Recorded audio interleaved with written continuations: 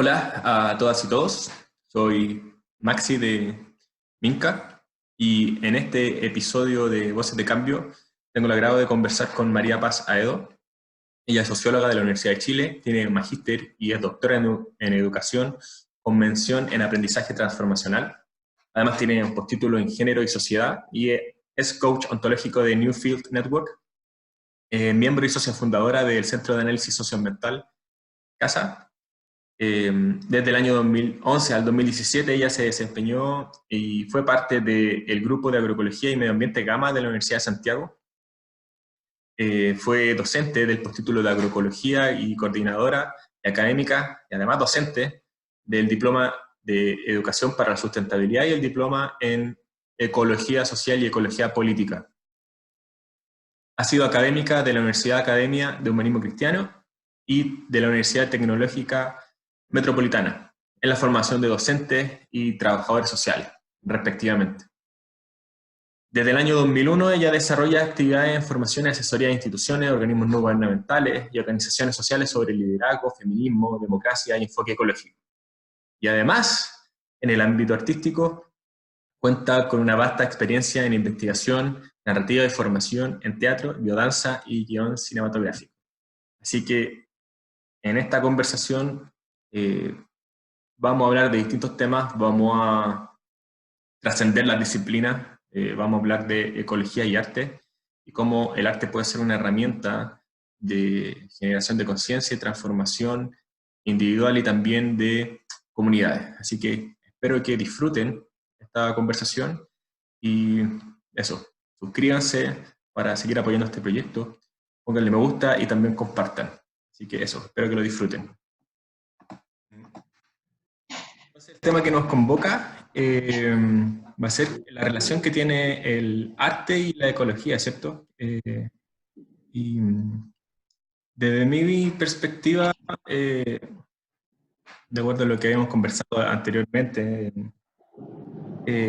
tenía una idea de arte muy relacionada con lo estético, como decías tú, muy relacionado con el artista, como de la persona que pinta, la persona que se dedicó le ha dedicado mucho tiempo a eso, que tiene como una expertise en cierta área, y me costaba mucho relacionarlo con el ámbito ecológico.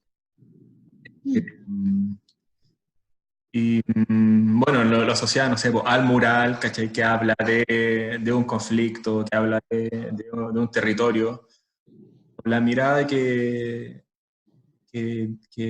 bueno, va a presentar tú hoy día, está súper interesante, porque es bien democratizadora también, y quizás podría explicar, no sé, partir por una definición de arte para que las personas que escuchan o vean este video entiendan el concepto y no caigan en ese error que tenía yo como de asociarlo a la persona que está dedicada al arte. Quizá ahí lo primero a decir es como que no es un error, en verdad, porque tiene mucho que ver con lo que ha entendido Occidente históricamente por arte, que lo separa de la experiencia cotidiana y lo vuelve como este arte de especialista. Occidente tiene esta tendencia a la fragmentación disciplinar, y tiene mucho que ver con el origen del pensamiento racionalista técnico instrumental, que es que se dedica a un ámbito específico de la vida, y la iglesia se dedica a otro ámbito específico, y el arte, por tanto, es otro ámbito. Y entonces al desconectar, reduce el arte como a la experiencia estética del experto. Y de lo que nos estamos perdiendo y lo que necesitamos recuperar es del proceso de creación que supone el arte, que es muy necesario para, primero, resolver crisis, no resolverlas, pero al menos abordarlas más creativamente, y también para escuchar la voz de lo que se sabe en la experiencia de hacerse, que esa es la virtud del ejercicio artístico. La gente que está desconectada un poco de la dimensión del arte solo va y contempla la obra cuando está lista. Y también hay una fantasía de quién es el artista, y el artista parece ser una persona medio tribulada, con mucho conflicto existencial, que de repente llega la gracia divina, lo ilumina y hace algo. Y no funciona así, en realidad. El arte se parece mucho más a la artesanía, al ejercicio cotidiano.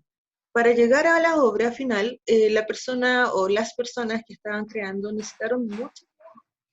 estuvieron investigando, estuvieron indagando, estuvieron experimentando una y otra vez, estuvieron reflexionando, yendo y volviendo, hasta que finalmente aparece esto que un otro observa como el objeto artístico. Y mi sensación es que esa disciplina del arte puede servir muchísimo para cualquier otra disciplina y también para cualquier otro ejercicio indagatorio.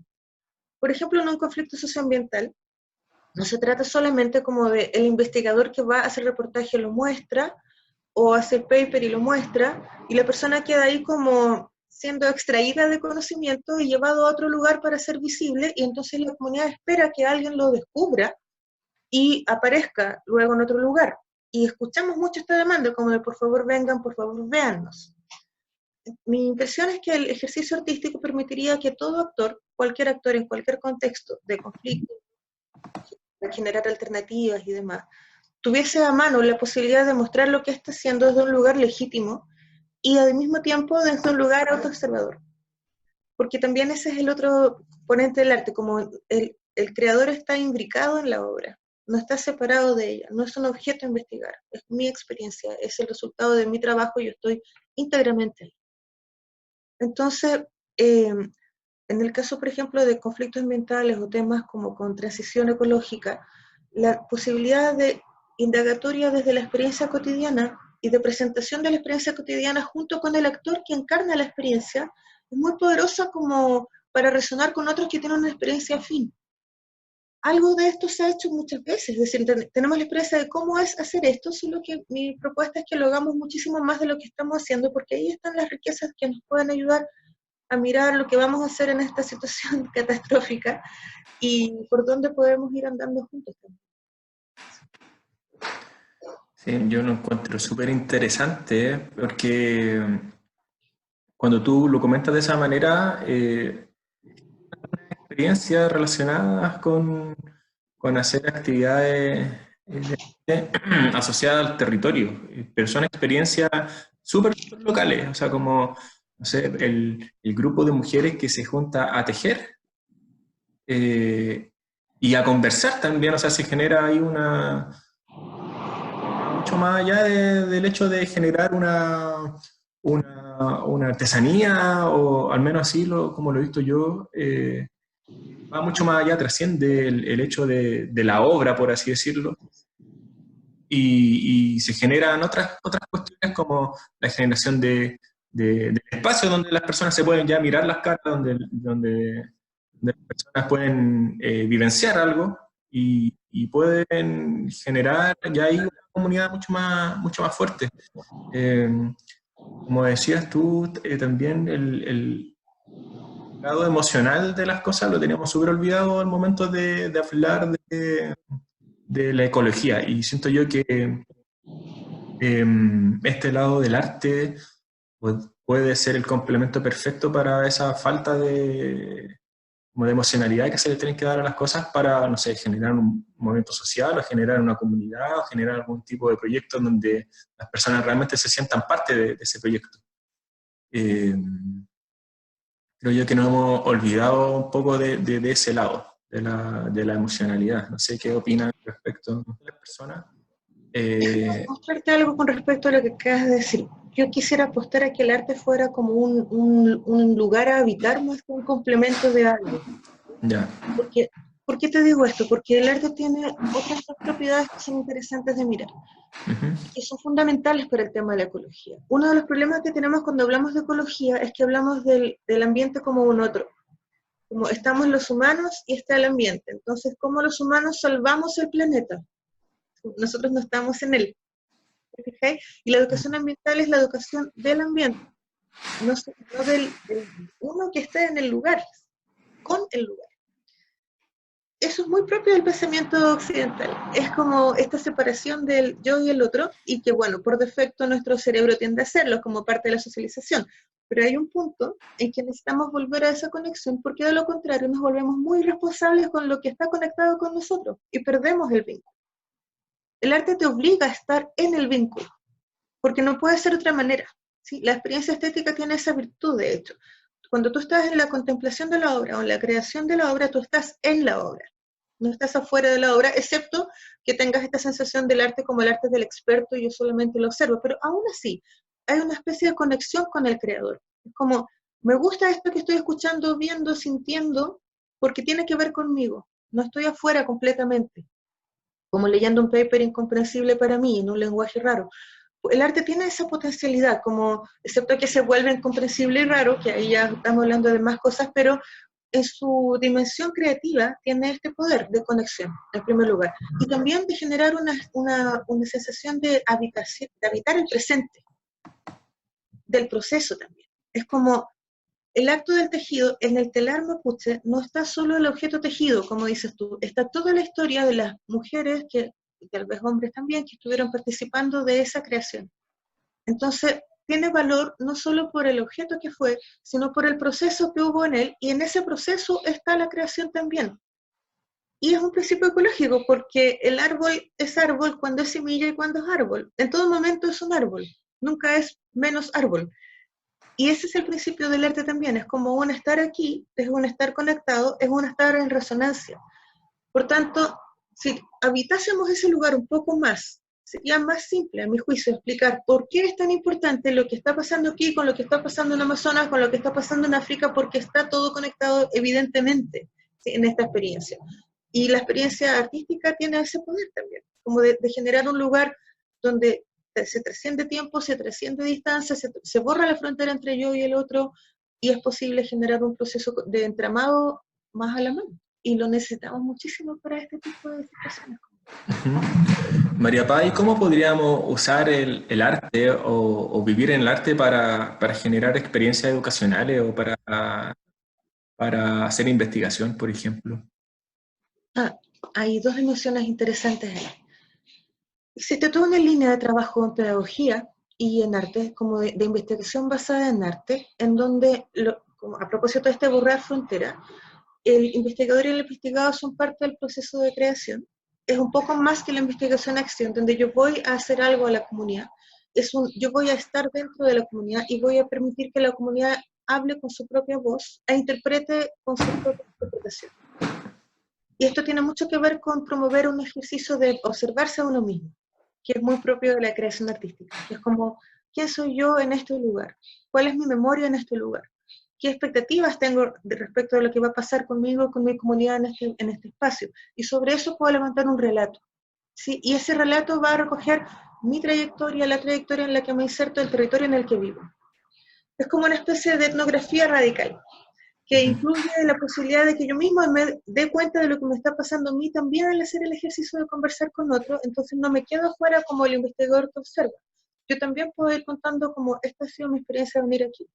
Tengo unas ganas locas de hacer esto en Chañaral, con las dirigentes de ella que están en una organización hace mucho tiempo, intentando visibilizar lo que les pasa, porque tienen esta idea como necesitamos que otros vengan a ayudarnos a visibilizarnos. Entonces, mi punto es como ahí serviría mucho algo así, como que ellas con las herramientas que tienen, con los registros que ya han hecho, con las imágenes que tienen, con su propia experiencia cotidiana, pudiéramos construir la historia de lo que ha sido vivir ahí, de lo que es hoy. Vivir en un pueblo que ha vivido contaminado durante 100 años, básicamente, desde la división Salvador de Codelco y antes de otras mineras, y también lo que ha sido los dos aluviones, que son unas historias muy duras, y sin embargo siguen ahí. Y entonces ese seguir ahí no es como para mirarlo en menos, como decir, oye, ¿por qué no se van? Obvio que es un buen lugar para vivir, sino que ahí hay algo a indagar. Y ese algo tiene que ver, aparece cuando ellos logran mirarse a sí mismas y decir, como yo me estoy quedando aquí por esto. Y ese esto es poderosísimo y no se ve. No se ve cuando solo estamos mirando el relave, solo estamos mirando el agua contaminada. Se entiende el relave, el agua y el aluvión cuando escucháis a las mujeres decir por qué se quedan. Y entonces eso cobra visión de conjunto. Ese es el aporte de la investigación artística, esa visión de por qué ahora, por qué aquí, y cuáles son todas las conexiones que pueden emerger a partir de ese darse cuenta del aquí. Y eso me parece muy bonito como posibilidad indagatoria. Súper interesante. Escucho mi retorno de María Paz. Escucho mi voz. Sí, es tu voz, bueno, es la Sí. conexión. Estamos totalmente vinculados. Sí, o sea, claro, quería escuchar una forma más concreta como de utilizar el arte. No sé si está bien dicho utilizar el arte para. No o sé, bueno, una por forma. defecto hablamos así. Pero mira, a Sí. propósito de formas más concretas, yo puedo aquí como dejar algunas pistas de cómo puede hacerse. Existe en Ujú, el registro documental una técnica que se llama found footage, que es básicamente material hallado. Y bueno, es una técnica soviética, es divertido esto, porque había en los años 20, 30, toda una onda como con contar la historia de los trabajadores. Y un documentalista de la Unión Soviética encontró que una manera razonable de hacerlo era tomar el registro de las cámaras de ingreso y salida de las fábricas y que eso iba contando una historia efectivamente de cómo era ese cotidiano. Bueno, esa técnica entró un poco en desuso, obviamente, pasaron cosas en la historia de la humanidad y ujú. finalmente eso se recupera ahora porque existe muchísimo material filmado que no estaba pensado con fines estéticos, pero constituye material para generar un registro documental autoetnográfico en este sentido. Todos tenemos historiales de Facebook, historiales de Instagram en este momento. Todos tenemos acceso, o casi todos, a filmar algo, a dar cuenta de lo que nos va pasando en lo cotidiano. Podríamos contar la historia de Chile con las líneas de Instagram de los últimos 2, 3 años. Podríamos dar cuenta de cuál es nuestra cultura, nuestro cotidiano, nuestras preocupaciones con ese material hallado. Y ni siquiera a partir de sistematizar miles y miles de imágenes. La historia de una persona, como desde sus fiestas de cumpleaños hasta sus logros, da cuenta de una identidad local, de un territorio. Y eso constituye un objeto creable, ¿sí? Es como, no es necesario que venga el documentalista a filmarme. Yo ya hice Ujú. mi propio registro, aquí está. Y lo puedo compartir como con este otro sentido, darle forma a lo que ya hice. Lo mismo pasa con el registro narrativo. Existe material escrito, existen discursos, existen relatos que yo he construido, que pueden organizarse como para presentarse como un relato colectivo personal que también resuena con el colectivo y entonces eso es la investigación narrativa, como la posibilidad de indagar en la historia como un cuento de otro, en reconocer que cada uno de nosotros habita una narrativa, un relato que se dijo a sí mismo, de por qué estoy aquí, quién soy, qué es lo que quiero que pase. Eso tiene poder novelístico, ¿sí? Como Ujú. no es inventar un cuento, es como contar mi propio cuento y cómo lo estoy viviendo. Y también eso tiene dos poderes. Cuando yo hago esto, me estoy contando mi cuento y lo veo, descubro qué otras posibilidades tiene mi cuento, como qué otros finales le quiero ofrecer, o por dónde quiero mover ese guión que va.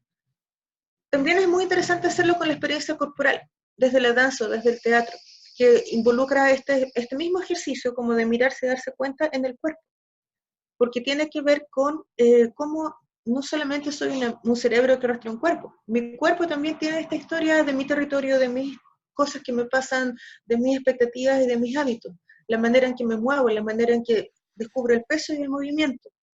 Existe un texto precioso de un creador de danza moderna que es muy afín a toda nuestra perspectiva ecológica de la conexión, el habitar el presente, que tiene que ver con descubrir tu propio peso y las posibilidades de tu propio movimiento y cómo eso conecta con un otro y con un otro. Y entonces desde esas maneras, desde esas entradas que han sido tradicionalmente como disciplinares, como el cine, la literatura, la danza, el teatro, al convergerlas en función de un contar una historia local, de una historia ambiental, socioambiental en verdad, aparecen fenómenos que no aparecen solo con la investigación tradicional. Qué rico todo esto. Yo siento que, bueno, te lo dije la vez pasada, te lo voy a decir ahora, como cuando escucho hablar este tipo de cosas, siento que mi cabeza empieza como a abrirse, porque te abre un mundo de posibilidades para investigar y también para generar nuevas experiencias educativas, que es lo que a mí me llena un poco. O sea, bueno, más que un poco, harto me llena.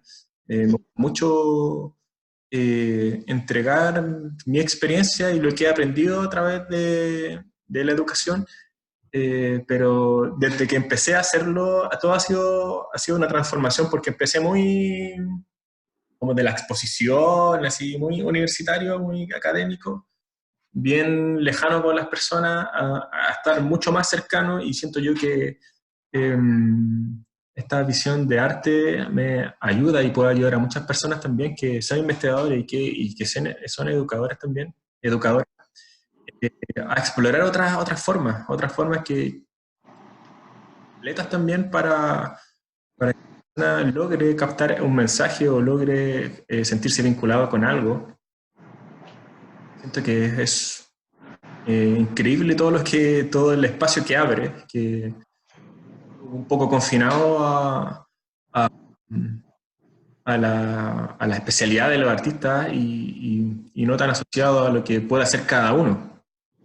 Ujú. Eh, eh, Súper interesante, María Paz. Yo siento que es un tema que se tiene que hablar más, no solamente entre nosotros, sino que ojalá esto se pueda difundir, la gente empiece a experimentar con nuevas formas, porque la forma de educarnos, la forma de aprender que tenemos, y que está bastante obsoleta. Sí, Todas las mira, limitaciones hay algo que existen. podemos hacer como para vincular esto que estás diciendo con lo que ha venido ocurriendo en el campo de la educación precisamente y también de las ciencias sociales, que ¿Mm? tiene que ver como con reconocer el lugar del observador, el lugar desde el que está observando y el que está actuando en la relación con el otro que está recibiendo y que parece ser pasivo pero no lo es. Existe toda una corriente de pensamiento, bueno, Maturana tiene harto que ver con esto, pero en realidad desde Gregory Bates en los años 70 y bueno, desde otros lugares disciplinares, en donde lo que hacemos está hablando mucho de quiénes somos nosotros y nuestra manera de evitar el mundo, entonces lo que veo está permeado por esa forma. Por lo tanto, es muy necesario, como si bien reconocemos expertise, es decir, yo no sé tejer, por lo tanto puedo aprender, pero no voy a tejer como una tejedora que lleva en eso mucho rato. Me puedo acercar a su experiencia honrando eso que ella sabe y compartirle la mía, honrando la que yo sé, sin que eso signifique que ella sea necesariamente superior a mí porque yo no sé. Eso es como un tema habitual en la educación. Y de hecho estaba ahora indagando cómo esto lo acarreamos desde la educación en primera infancia. Le damos muy poco espacio al educado para proponer, para preguntar, para descubrir por sí mismo cosas. Le damos la pregunta hecha y la respuesta esperada habitualmente. Que eso es lo que critica Pablo Freire, de hecho, el año 70 con esto de la educación bancaria, y por eso la pedagogía critica la educación popular. Si bien existe la figura del profesor como un acompañante, desdibujarle esta figura como de autoridad ciega, ¿sí? Yo creo que con el arte pasa algo muy parecido, como el artista es una autoridad ciega en el mundo de la estética. Lo respetamos ciegamente porque es el artista. Y eso genera como ciertas aberraciones también. Es como de repente el artista está haciendo algo horrendo y uno siente como esta cuestión no tiene nada y sin embargo es el artista. Y es como, ¿por qué? Sí, de verdad. Necesitamos que el profesor no siempre tiene razón, el artista no siempre es bacán, el científico no siempre tiene razón también. Es decir, obvio que llevan mucho tiempo en el desempeño de eso y tienen una expertise muy valiosa, pero la confianza lúcida que podemos tener en ellos podría contribuir a que todos de algún modo ocupemos esos lugares en distintos momentos. Es decir, yo puedo y necesito ocupar el pensamiento científico, la metodología científica para tomar ciertas decisiones en mi vida y para hacer ciertos aspectos de mi trabajo. Y necesito del pensamiento artístico para lo mismo. Y necesito, si de verdad tengo una vocación de servicio, de compartir, este espíritu de maestro para compartirlo. Pero eso no significa que por eso yo me voy a quedar ahí como ya terminé, tengo mucha razón en esto que digo y no lo muevo y no lo pongo a prueba una y otra vez y lo experimento una y otra vez y lo pongo en diálogo una y otra vez. Que ese es básicamente el problema del arte cuando se anquilosa o de la ciencia cuando cualquier cosa anquilosada en el planeta termina siendo un problema. Cualquier cosa sostenida del mismo modo idéntico en el tiempo, mecánico en el tiempo, termina siendo un problema para el planeta que no vive así. El planeta por sí mismo tiene una dinámica creativa y de innovación continua y al mismo tiempo de estabilidad, es una paradoja, pero igual, como se mantienen elementos, pero siempre hay una pequeña variante que es lo que hace posible la vida. Yo te daba, cuando hicimos esto la primera vez con la conversa, un ejemplo con la comida. Todos cocinamos algo tenemos que cocinar, si no sería muy terrible. Si no cocinas tú, tienes a alguien que te está cocinando y eso no está bien. Pero bueno, entonces yo cocino mis cosas como me las enseñó mi abuela, pero no hago la misma comida de mi abuela, obviamente no sabe igual, a pesar de que ocupo los mismos ingredientes, más o menos cocino en los mismos tiempos, pero mis cazuelas son diferentes de las de mi abuela y van a saber siempre distintas porque así es decir, no existe la identidad exacta en un fenómeno vivo, en un fenómeno orgánico. Hay una pequeña variante, y esa es la gracia por lo demás. Entonces, la conexión con lo que podemos ofrecer con esa pequeña variante, aunque recoja una tradición, pero tiene una cosita mía, como va mi vida también en ella, es un regalo desde la experiencia artística que nos puede servir muchísimo para dar cuenta de nuestros fenómenos vivenciales y nuestros conflictos. Yo pienso que el tema voy a volver un poco al tema anterior. Me quedé un poco ahí pensando, eh, siento que las personas también carecen de humildad en general. Y también es un lugar súper cómodo pensar siempre que tengo la razón de las cosas y que no quiero poner como en común lo que sé, porque en algún momento se puede haber cuestionado y yo no me quiero haber cuestionado porque yo tengo la razón, es como un círculo.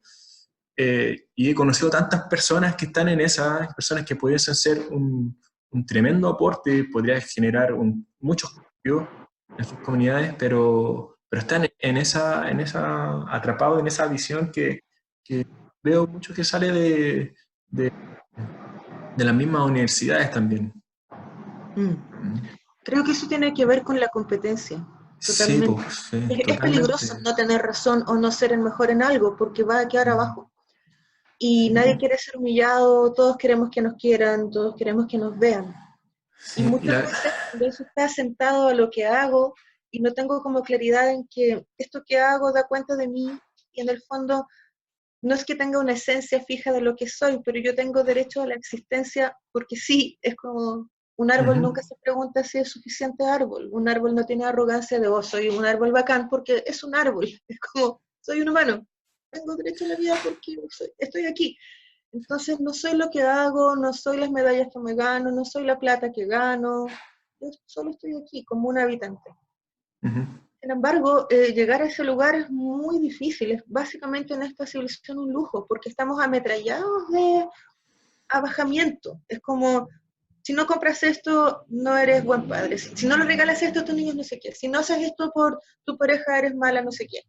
Si no eres estupenda madre, trabajadora, todo junto, eres una mala persona. O sea, básicamente todo el tiempo tenemos que estar demostrando que somos buenos. Y de ahí a la arrogancia hay un paso. O sea, yo creo que en la arrogancia hay muchísimo de inseguridad, de la sensación de que no soy suficiente y que tengo que estar siendo el más algo, el más bacán, el mejor, el que me publican, el que me ven, me exponen, porque si no tengo nada de eso, ¿quién soy yo? Es complicado. Sí, yo Terapia. planteo esto porque todo lo que hemos conversado de incorporar el arte como en nuestra vida, ya ni siquiera en nuestras actividades educacionales y de investigación, requiere mucho de decir, oye, sabes que quizás las cosas que he estado haciendo en esos ámbitos no son lo suficientemente completas para generar una experiencia o generar un conocimiento que sea mucho más cercano a lo que está ocurriendo. Y claro, pues es que también nuevamente es un trabajo personal de decir, hay otras cosas, hay otras áreas que sí pudiese incorporar, hay otras cosas que puedo seguir aprendiendo, como decías tú, también está esa mentalidad de que tenemos talento y nos quedamos con esos talentos, y si no sé matemática, nunca voy a saber matemática, o si nunca hice arte, nunca en mi vida voy a poder hacer arte.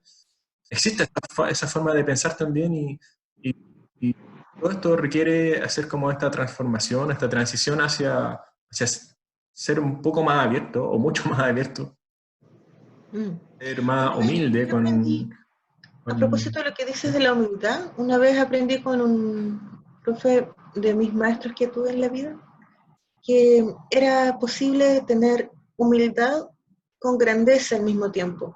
Era una humildad sin achicarse y una grandeza sin arrogancia. Porque también es verdad que es necesario honrar el camino que ha hecho que una persona esté haciendo lo que está haciendo, sobre todo cuando ha sido contra todo pronóstico. O sea, miramos como quizá arrogancia de pronto como el dirigente que está ahí diciendo, pucha, yo luché contra la dictadura y ahora estoy aquí, y sentimos como, chuta, esa es una forma de liderazgo un poco autoritaria a lo demás, a lo mejor.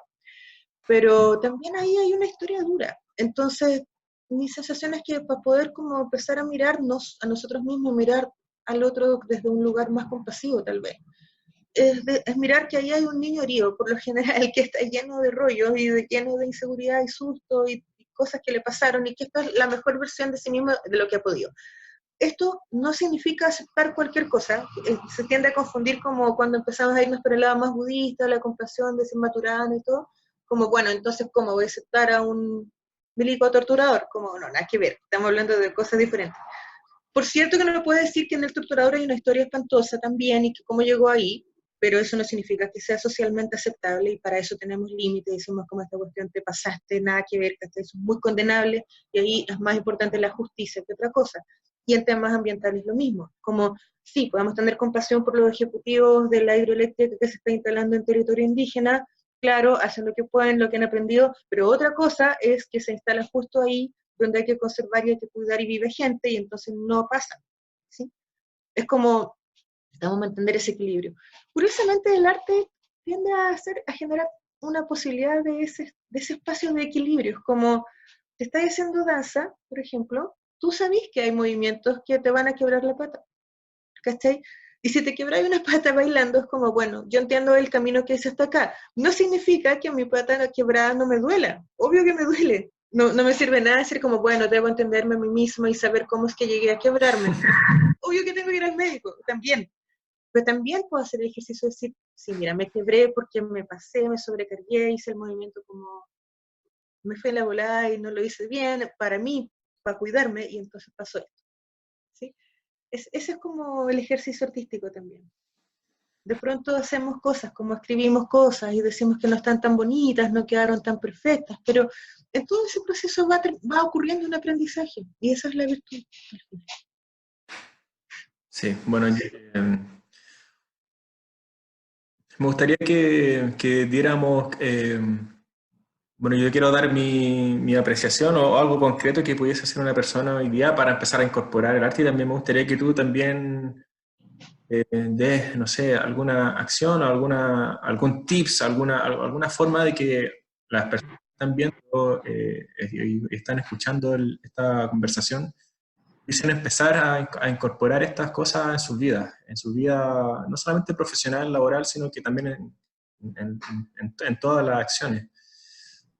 Yo Yo, creo que hay un par de cositas. Ibas a decir algo, perdón. sí, sí, sí, sí. A mí lo que me ha servido, voy a hablar siempre desde mi experiencia más que de otras cosas, me ha servido harto meditar.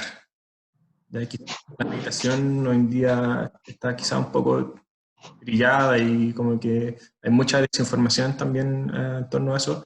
Me ha servido mucho meditar porque primero mis niveles de reactividad han disminuido así, si no es 100%, 90%.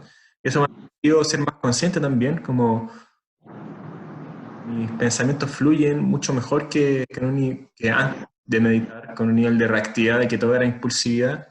Me ha permitido más conocerme, como ver, ver esos pensamientos en torno a algo, por ejemplo, en torno al arte. O sea, ¿qué pensaba antes en torno al arte? Mencioné acá y esa capacidad de ver, de observar ese pensamiento me lo ha dado la meditación. Creo que es una buena forma de empezar a autoconocerse y empezar a incorporar otras cosas. Con la meditación, bueno, tiene muchos otros beneficios. Dentro de la meditación también dar las gracias, de ser con gratitud, también ayuda mucho a bajar los deseos por otras cosas que a veces no tienen tanta importancia. Creo yo que la meditación sirve y ustedes lo pueden hacer un minuto al día, ya avance, y van aumentando un minuto cada día y los cambios son así partí yo y ahora medito media hora todos los días sin ningún problema. Y podría meditar una hora completa, pero creo yo que los cambios son importantes, puede conocer mucho y también te genera esto de que uno se conecta más con las cosas y está mucho más abierto a recibir otra experiencia, otros saberes, otros conocimientos. Y siento yo que puede ser un buen punto de partida para alguien que quizá está está interesado pero no sabe cómo partir y cómo empezar a trabajar de manera personal y empezar a como el arte. Puede ser 1 minuto al día, todos tenemos 1 minuto al día libre. Y puede ser Sí. al inicio del día o puede ser al final del día. Eso es como lo que me gustaría como entregar a personas que están viendo y que van a escuchar. Lo que acabas de señalar es entendido de hecho en Oriente como una forma de arte. Hay una diferencia entre arte y arts que me gustaría proponer y que no es mía, obviamente, es una tradición civilizatoria. El arts tiene más que ver como con la experiencia cotidiana de crear con refinamiento, como con la dedicación que genera el insistir en hacer algo, como tú acabas de decir. Entonces hay un arts meditativa de momento en que era 1 minuto al principio, después 2, después 3, y ahora llegas media, y capaz que cuando llegas a los 70 años puedes estar todo el día en meditación. Que de hecho hay monjes que lo hacen, efectivamente. Si es que ese es tu camino del arts. Existe un ars en el cocinar, existe un ars en mi comunicación con otros. Es posible entender todo lo que hacemos como un ejercicio de creación. Todo el tiempo estamos haciendo un acto creativo. No podemos no hacerlo. Eso es como nuestra condición vital y humana tiene que ver con crear, con darle forma a la realidad. Y a mi propia realidad y mi propio ser como dentro de esta realidad. Entonces, esa sería como una manera de traer el arte a mi vida, como reconocerlo, más que hacer una cosa distinta a la que ya estaba haciendo, es mirar lo que estoy haciendo como si fuese una obra literaria, porque estoy construyendo un guión en el que estoy viviendo, en un discurso, en un relato dentro de mi cabeza de cómo es algo. Es una obra cinematográfica, está llena de imágenes, de posibilidades visuales, de lo que veo, de lo que me doy cuenta, del contexto, del escenario, es teatral, es vincular porque tiene que ver con el personaje que me he construido a mí mismo y cómo eso desemboca en ciertas crisis y finales cada día, cada rato. Es movimiento porque me tengo que mover para hacer lo que estoy haciendo, entonces tengo un peso, tengo un cuerpo todo el tiempo. Eso tiene que ver con habitar el arte como un lugar indagatorio y como un lugar de creación cotidiana. Entonces desde ahí puedo ir eligiendo, como en esta película que me estoy contando, ¿qué come mi personaje? ¿Comida chatarra o elige la agroecología? No, mi personaje elige la agroecología. O te elige la chatarra, a sabiendas de que el desenlace de ese personaje va a ser una enfermedad difícil, ¿sí? Eso tiene que ver como con el ars de la vida, de hacerlo cotidiano y también conectar con lo que hacemos y que queríamos hacer profunda y apasionadamente. Y eso tiene mucho que ver con escuchar nuestro niño interior y aparece en la meditación también, me imagino te habrá pasado como, ¿qué es lo que yo quería? ¿Por qué estoy aquí? Y muchas veces cuando niños sabíamos un poco de esto y lo dejamos porque alguien nos dijo que éramos malos para eso. Quisiera invitar a todas las personas que están escuchando esto y diciendo, no, el arte no tiene nada que ver conmigo, yo soy negada para el dibujo, para el baile, nada que ver. Es como, eso te lo enseñaron. No eras así, no naciste así. Nadie nace con una etiqueta así como, este niño no baila. Todos los niños bailan, algo se mueven y tienen un ritmo. Todos los niños generan un ritmo corporal. Y otra cosa es que venga una profe y te diga como que lo haces pésimo y entonces no lo hiciste más. O que se rieron de ti y no lo hiciste más. Busca ahí en eso que se rieron de ti y no lo hiciste más, porque ahí había algo que te gustaba. Y dejó de gustarte probablemente porque ya no lo seguiste haciendo. Pero ahí había alguna clave de algo, alguna clave expresiva o narrativa o lo que fuera. Seguramente ahí había algo muy bonito también. Hubo algunas cosas que quedaron escondidas y seguramente hay otras que las fuiste potenciando. Y en el lugar luminoso de esto es posible mirar lo que hacemos también como conéctate con esos momentos que son luminosos dentro de esa disciplina. Todos los científicos tienen un momento del hallazgo, del descubrimiento, cuando el dato calza, cuando encontraste lo que estabas buscando, que es como de éxtasis. A mí me ha pasado como, oh, la correlación es perfecta. Como, muy bien. Y esos momentos incluso que parece que fueran como mecánicos, no tienen nada creativo, son momentos muy luminosos. Ahí también hay un arce. Sí, es como, wow, esta cuestión funciona, me resultó y sirve. Y todo eso junto tiene que ver con este hacer cotidiano. No llegué al resultado porque emergió de la magia. Trabajé mucho para que eso pasara. Y a veces el resultado no es lo que yo quería, pero insisto.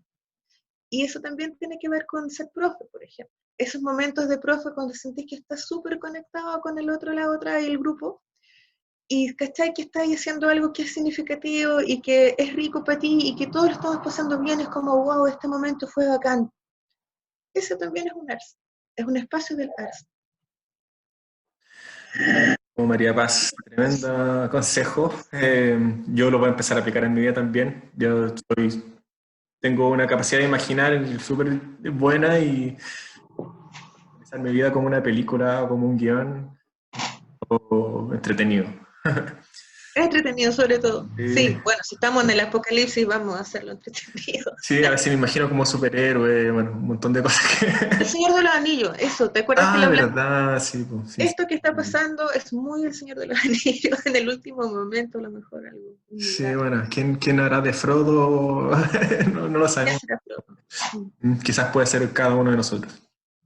Tenemos Frodos y Gandalfs y todo dentro. Ah, Sí. bueno, el arte tiene esa virtud. El teatro en particular dentro de las corrientes del arte. Tú puedes ser todos los personajes. O sea, hay una línea terapéutica que tiene que ver con esto, como constelaciones familiares y una mirada más sistémica, como tú eres de algún modo tu padre, tu madre, tus hermanos, tus ancestros, en una mirada más vincular. Por lo tanto, en esta película, tú eres el héroe, el antagonista, la víctima a veces, pero también el que se levanta, el que al final de la película consigue eso justo contra todo pronóstico, aquello que se opone, todo está dentro. Y finalmente entonces puedes ir eligiendo en qué lugar, en qué personaje, en qué línea narrativa me voy a ir quedando, qué voy a ir construyendo, cuál es mi propia película. Sí, bueno, están todos entonces a ver sus vidas como una película y ojalá que uno sea ese héroe que cada uno necesita ser. Sí. Eso, Y es un héroe que se cae también, gracias. un héroe que aprende. Sí, sí, sí, o sea, hay un camino del héroe también bueno, muchas películas de Hollywood lo tienen también como, Sí, hay tiene un una cosita más, camino. es un camino Sí, porque es arquetípico. Es, sí, todos los arquetipo. cuentos, todos los pueblos tienen cuentos donde recorremos este camino de me siento llamado a hacer algo. Ujú. ¿Lo hago o no lo hago? Tengo que tomar una decisión. Lo haga o no lo haga, van a venir dioses o contexto u otros a decirme como, oye, hazte cargo de esto. Entonces tengo que hacerme cargo en algún punto igual. Y entonces viene un antagónico que es como lo que se opone a que pase lo que te gustaría que pase.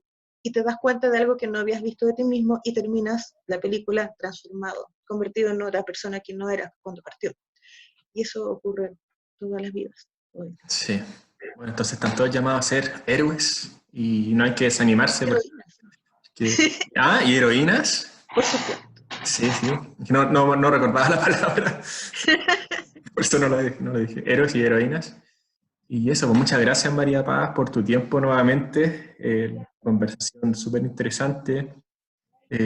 Hay tremendos desafíos en, en todas las áreas de investigación y educación en nuestras propias vidas para incorporar esta forma de ver las cosas. Ya ni siquiera es una herramienta, sino que es como, al menos como lo siento yo, es ver la vida de otra forma a través del arte. Y es Sí. súper, súper interesante. Así que eso, muchas Muchas gracias. gracias María Paz por tu Gracias por conversar. y eso, pues, gracias por todo tu conocimiento y las ganas como de explicar estos conceptos que a veces uno día a día no los comprende mucho y tú tienes la capacidad como de explicarlo de una manera súper súper entretenida además. Pues, me siento honrada. Lo he aprendido de otros también, pero ahí agradecida de todo lo que ha Eso, traído hasta aquí. muchas gracias y bueno, y a todas las personas que les gustó este video, abajito, suscríbanse, pónganle me gusta, compartan, porque este conocimiento es súper fundamental que sea viral. Ya necesitamos que estas cosas sean virales. Así que este video va a estar en YouTube, va a estar en Facebook, va a estar en Instagram, en todas las redes de Minca. Y eso, pues, muchas gracias y espero que les haya gustado. Gracias.